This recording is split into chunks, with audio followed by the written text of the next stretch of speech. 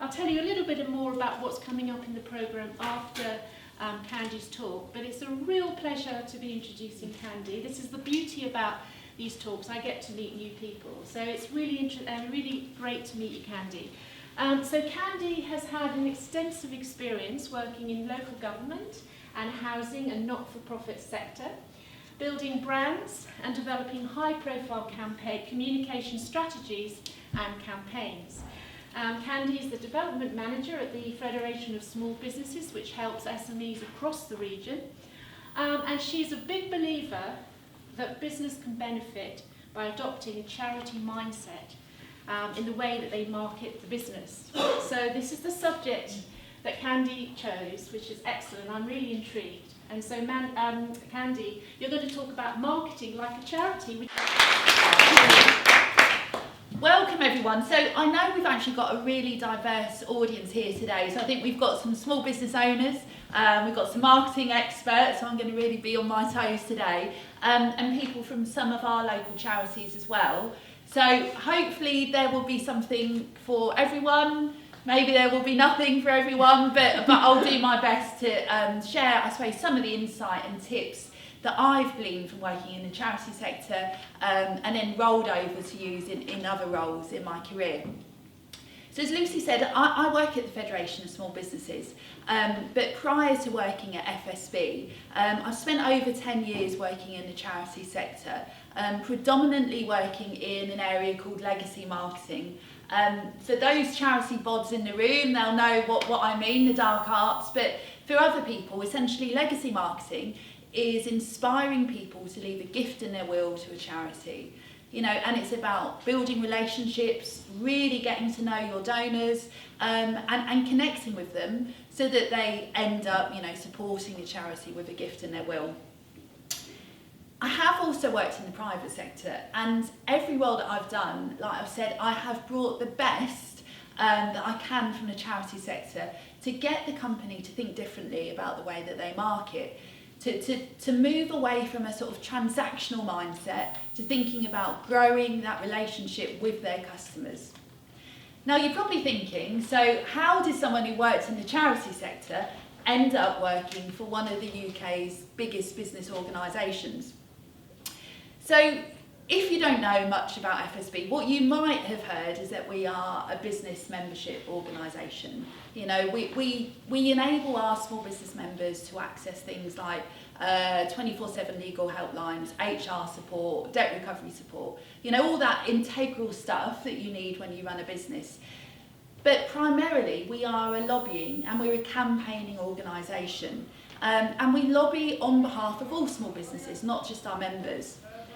Back in 1974, we were set up by a guy called Norman Small, who was self-employed, and he was outraged when Class 4 national insurance contributions were introduced.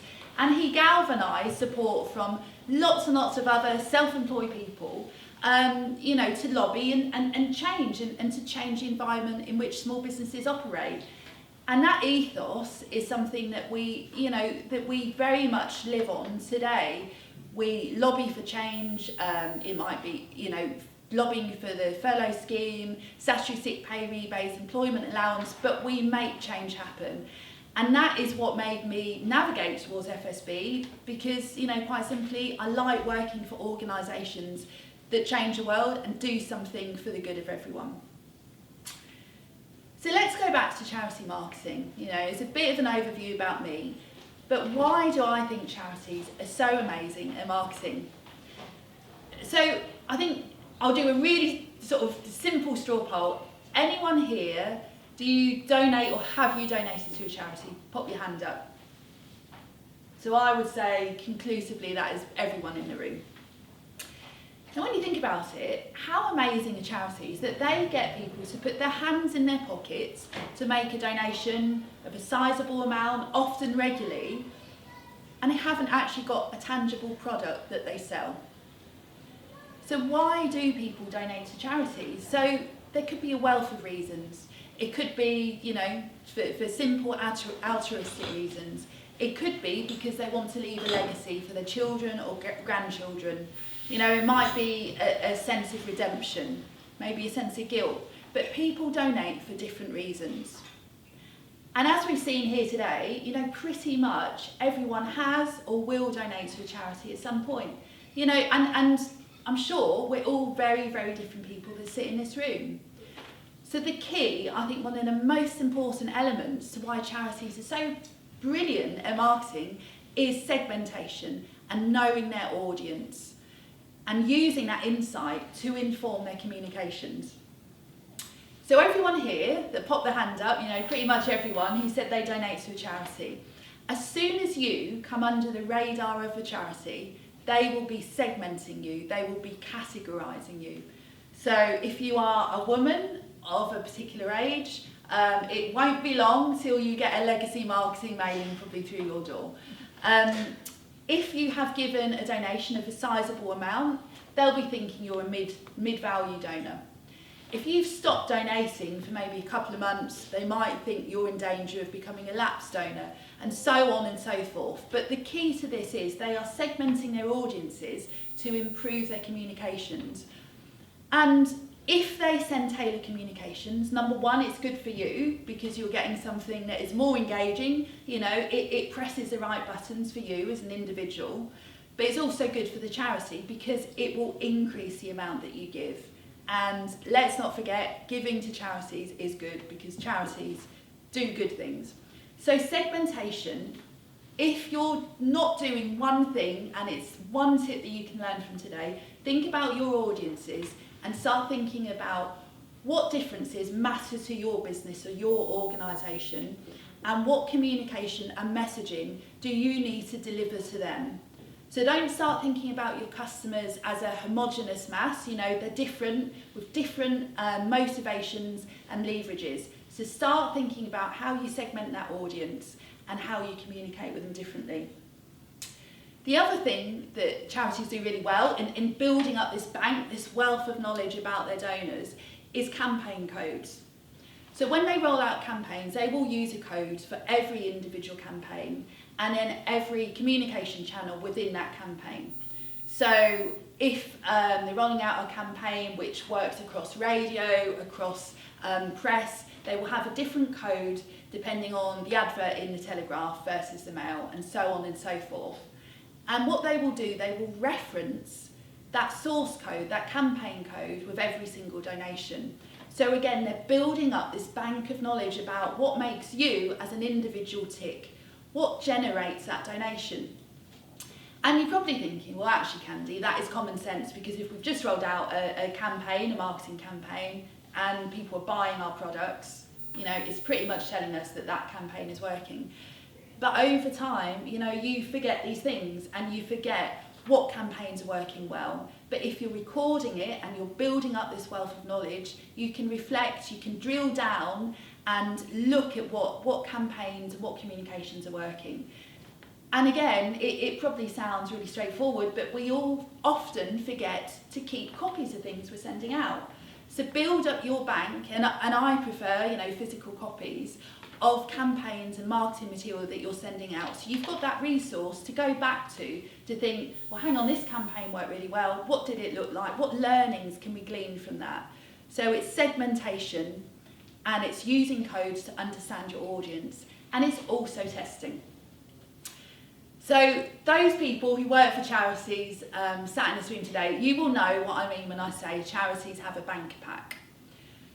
For other people here, what I mean by a banker pack is essentially charities are really bloody good at testing, and they know what their optimum campaign looks like in terms of imagery, in terms of messaging, and that is what they'll call their banker pack. So when they roll out a campaign, what they'll probably do is they will send the banker pack to a majority of their audience, and then they'll pull out some donors from the different segments and send them a different creative.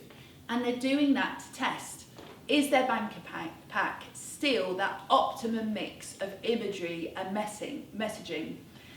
And again, if that's something that you are not doing in your role, think about what you can test. It's really easy to test on digital, as we all know. Testing one variable at a time is really, really important, because you need to drill down into what is working and what is creating more sales or more donations. But think about split testing.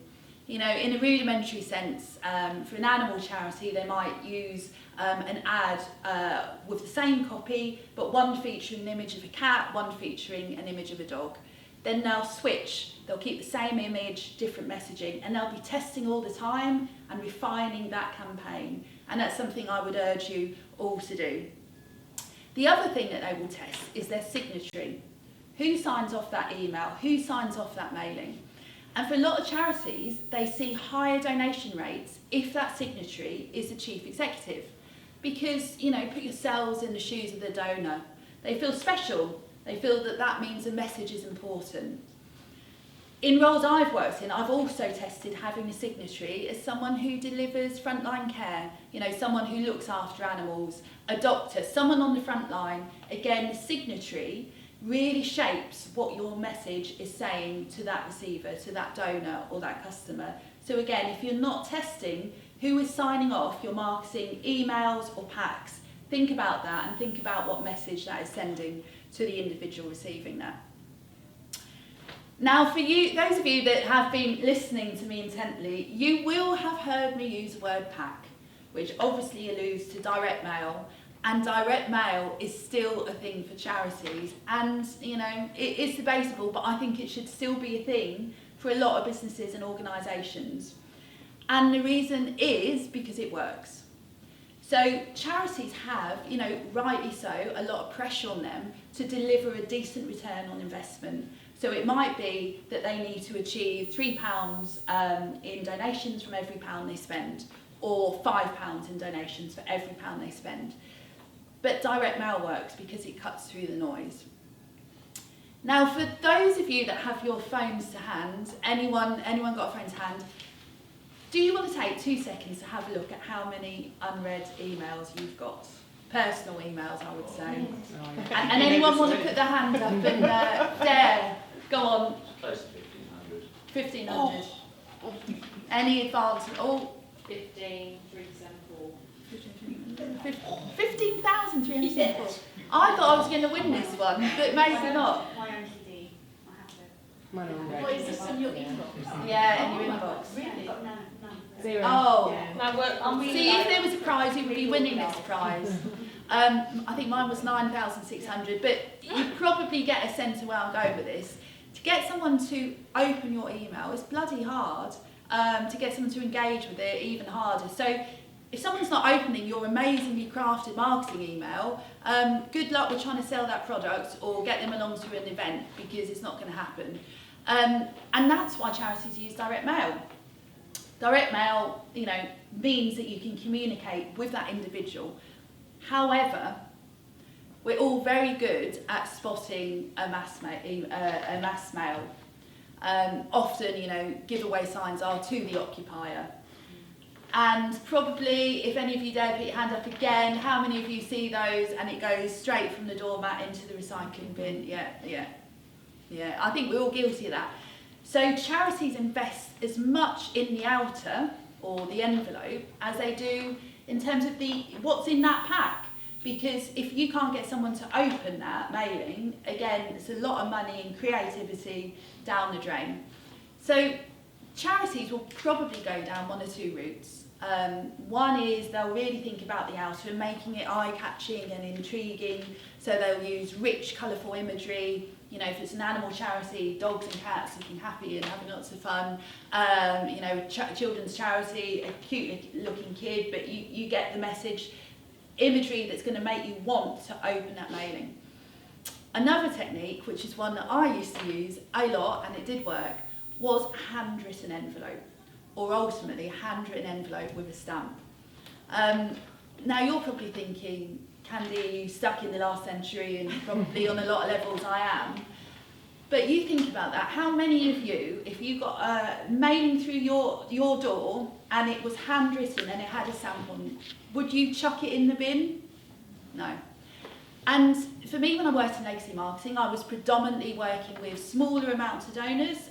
They were often of a particular age. And for them, a handwritten communication is signalled respect. It was, you know, in their eyes, a proper thing to do. But I would actually say that for anyone of any age, if you've got something handwritten, number one, you're going to open it, and number two, what is that signifying to you? It signifies that someone is valuing you, that they're investing time, that it's a personal communication. And I would spend often hours handwriting notes, and I did it because it works. It gave that good return on investment. And charities, what they use a lot is the theory of reciprocity.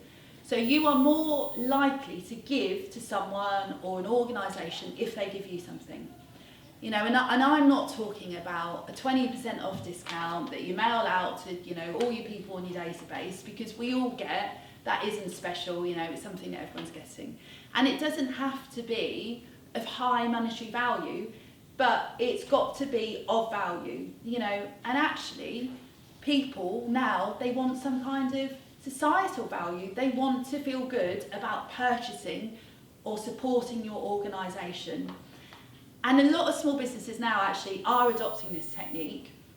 You know, that they'll actually, the earrings I'm wearing today came from an organisation. They sent me a handwritten note from the person who made them. And a really conclusive poll of me and my mates basically showed that the companies we're more likely to post about on social are those that have done those little heartfelt, you know, interactions of writing a handwritten note. You know, there's personal connections, because we all want to be part of something good and supporting organisations that are good. So think about that. Think about giving your customers or your donors something and evoking that sense of reciprocity.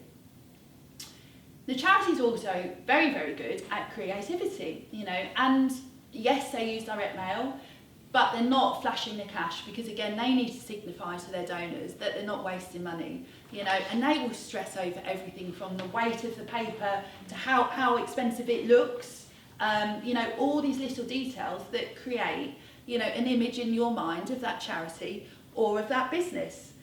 But they're great at being creative, you know. There's campaigns, for example, Sight Loss Charity that sent a pack that contained an opaque bit of plastic, so you could look through the plastic and experience for a second what it felt like to some level of having sight loss. You know, and there's loads of examples that you've probably all come across. But what they also do, and you'll find in charity marketing, is even though they support thousands and thousands of beneficiaries, you know, animals or people, they will hone down on individual case studies.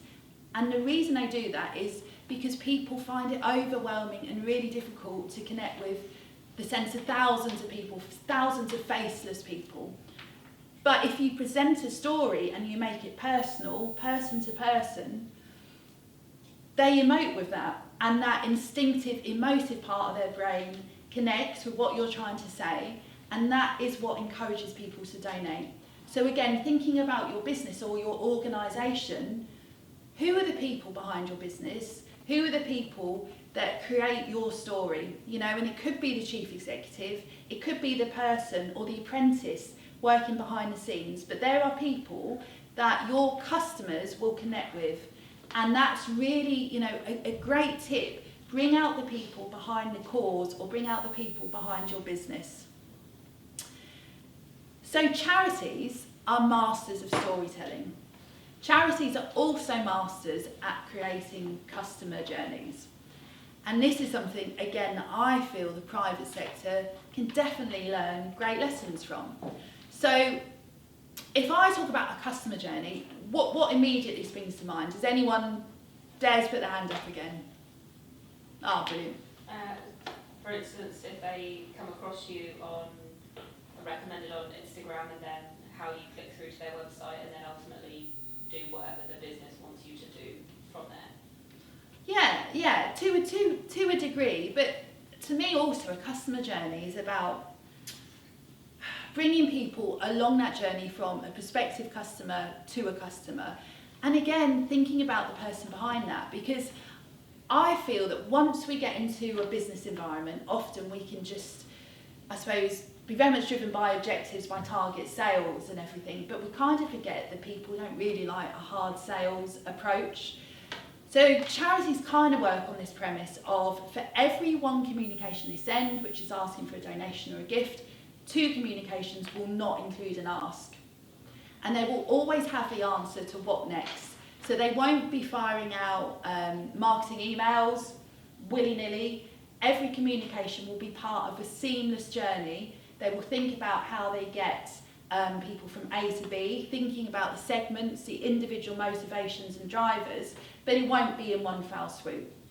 So I'll give you an example of a customer journey that I created for a charity I worked at in legacy marketing. So my task was essentially to get existing donors to consider leaving a gift in their will. You know, and someone earlier said, you know, that must be a hard thing to do, you know, leaving a legacy is tied up with death. And you know, when you're a legacy marketer, you actually talk about the inspiration, the legacy they leave behind. But it's a hard ask and it's not something that everyone's going to do. So I built a customer journey, and at the heart of this journey was essentially stewardship. Now, if you work in the charity sector and I say stewardship, everyone gets it, you know. But actually, I was really trying to struggle to find a definitive explanation of what stewardship is to tell you about, you know, as audiences that, you know, might not have worked for charities.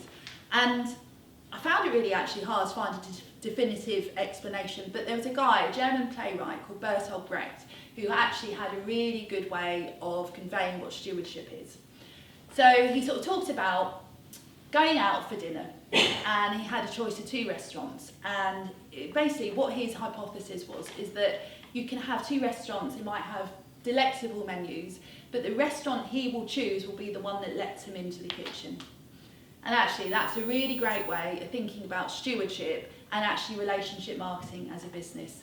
Letting people into the kitchen, getting them to connect with your organisation, understand what goes on behind the scenes, you know, why you do what you do, to create that feeling of closeness, belonging and authenticity.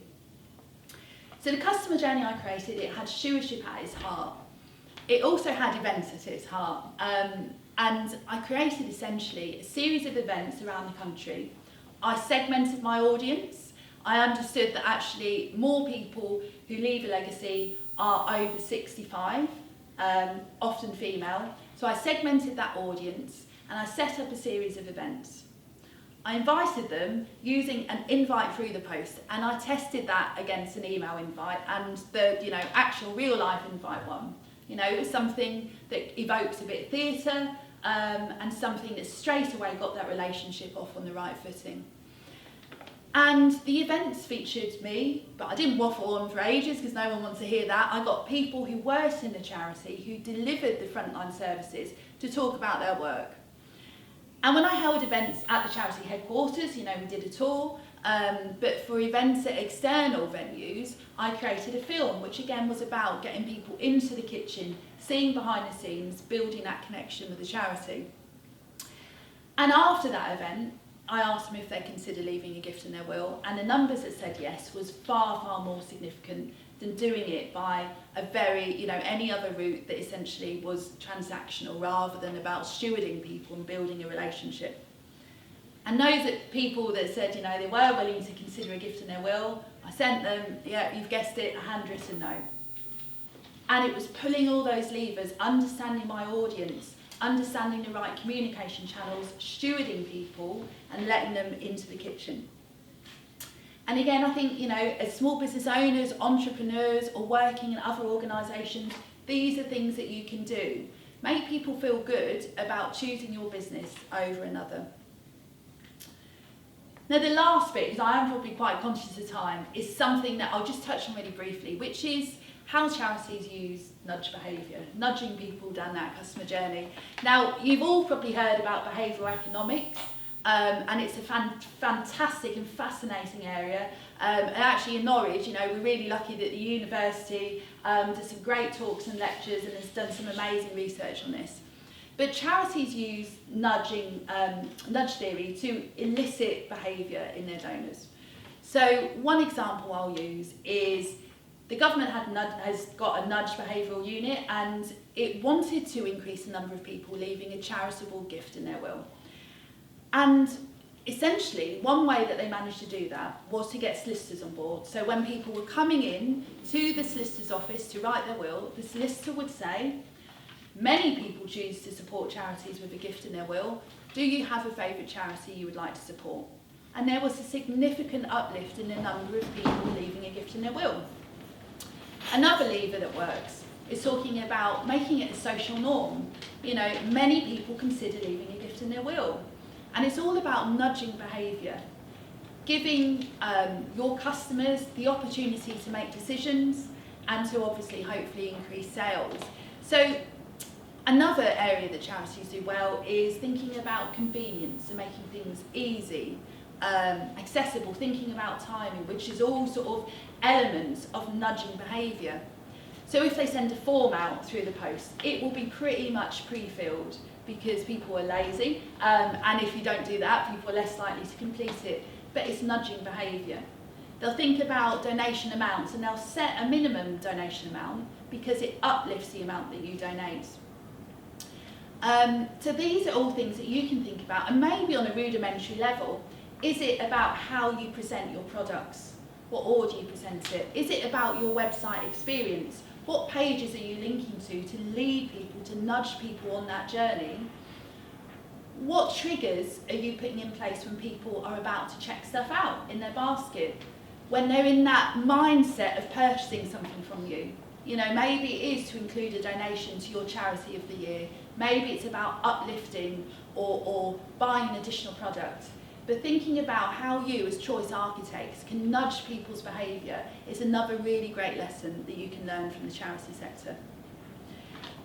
And lastly, just before I finish, think about the way that charities retain and engage their staff. You know, the charity sector is great at holding on to their staff, and a big element of that is because people feel bonded, they feel enthused by being part of a cause.